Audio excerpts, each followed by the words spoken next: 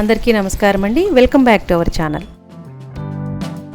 ఈరోజు మన వీడియోలో గుత్తి దొండకాయ గ్రేవీ మసాలా కర్రీ తయారు చేసుకోబోతున్నాం అండి. చాలా కమ్మగా ఉంటుందన్నమాట. మసాలా అన్నాను కదా అని ఘాటుగా ఏముండదు, చాలా కమ్మగా ఉంటుంది. అన్నంలోకి, చపాతీలోకి, రోటీస్లోకి అన్నిటిలోకి కూడా సూపర్ కాంబినేషన్ అనమాట.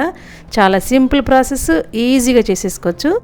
ఇప్పుడు ఈ గుత్తి దొండకాయ గ్రేవీ మసాలా కర్రీని ఎలా తయారు చేసుకోవాలో వీడియోలోకి వెళ్ళి చూసేద్దామా.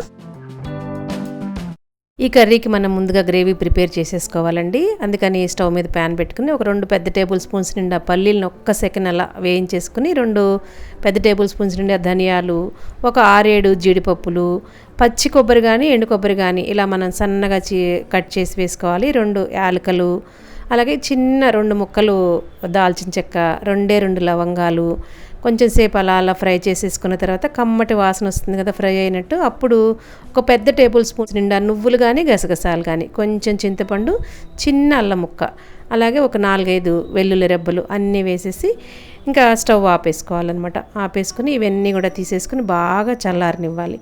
ఇప్పుడు అదే ప్యాన్లో ఆయిల్ పోసుకోవాలన్నమాట. మనం కూరకి సరిపడా ఒక గరిటెడు వేసుకోండి, సరిపోతుంది.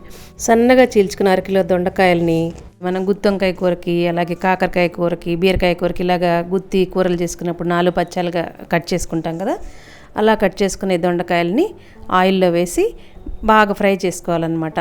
మూత పెట్టుకుంటూ తీసుకుంటూ 80% మగ్గించుకోవాలన్నమాట. ఇలా చేయటం వల్ల ఏంటంటే మనకి తర్వాత గ్రేవీలో వేసినప్పుడు ఇలా వేగి ఉడికితే ఆ టేస్ట్ చాలా బాగుంటుందన్నమాట. ఇలా నూనెలో వేయించి మనం గనక గ్రేవీ కర్రీస్ అవి చేస్తే చాలా బాగుంటుంది. ఇలా ముట్టుకోగానే ఉడికిపోయినట్టు మనకు తెలుస్తుంది కదా, మెత్తపడిపోయినట్టు. అప్పుడు ఇంకా ప్లేట్లోకి తీసేసుకుని ఇప్పుడు ఆ నూనెలోనే కొంచెం ఒక పెద్ద టేబుల్ స్పూన్ నిండా జీలకర్ర వేసుకోవాలన్నమాట. ఇప్పుడు జీలకర్ర వేగిన తర్వాత దీనిలో కొంచెం కరివేపాకు కూడా వేసుకోవాలి. ఈ కరివేపాకు కూడా నూనెలో వేగితే బాగుంటుందన్నమాట.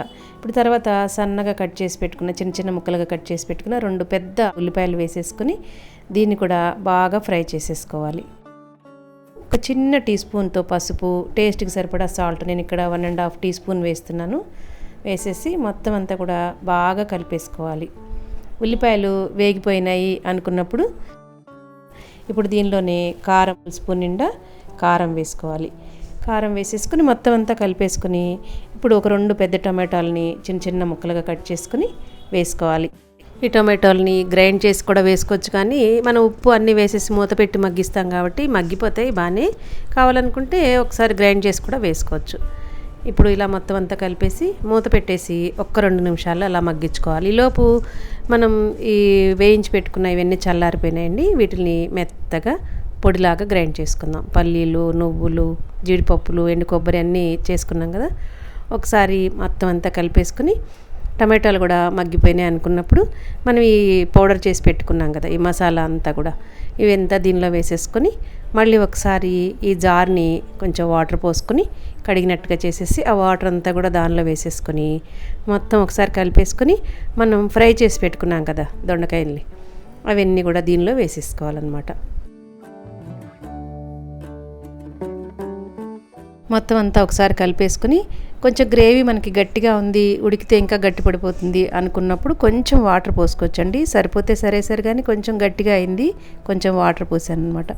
మొత్తం అంతా ఒకసారి కలిపేసుకొని మూత పెట్టేసి మళ్ళీ ఒక 2 నిమిషాలు మగ్గించిన తర్వాత కొంచెం బెల్లం ఇష్టం ఉన్న వాళ్ళు వేసుకోండి. నేనైతే ఇలాంటి గ్రేవీ కూరలో కమ్మదనం కోసం అని చెప్పేసి కొంచెం బెల్లం వేస్తానన్నమాట. బెల్లం వేసి మొత్తం అంతా కలిపేసుకుని ఫైనల్గా దీంట్లో కొంచెం కొత్తిమీర కూడా వేసేసి మొత్తం అంతా కలిపేసి మూత పెట్టేసి మరో 2 నిమిషాలు మగ్గించేస్తే గుత్తి దొండకాయ గ్రేవీ మసాలా కర్రీ రెడీ అయిపోయినట్టేనండి.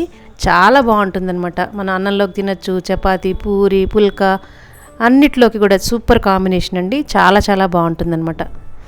ఇదండి ఈరోజు వీడియో. ఈ వీడియో కూడా మీ అందరికీ నచ్చిందని అనుకుంటాను. ఎక్కువ మసాలాలు ఇష్టపడిన వాళ్ళకి ఇలా కమ్మగా తక్కువ మసాలాలతో కూర చాలా బాగుంటుందండి. ఈ వీడియోపై మీ ఎప్పుడైనా కామెంట్స్లో తెలియచేయండి. ఈ వీడియో కనుక మీకు నచ్చినట్లయితే ఒక లైక్ చేసి మీ వాళ్ళందరికీ షేర్ చేసి మన ఛానల్ని సబ్స్క్రైబ్ చేయడం మాత్రం అస్సలు మర్చిపోకండి. Thank you for watching.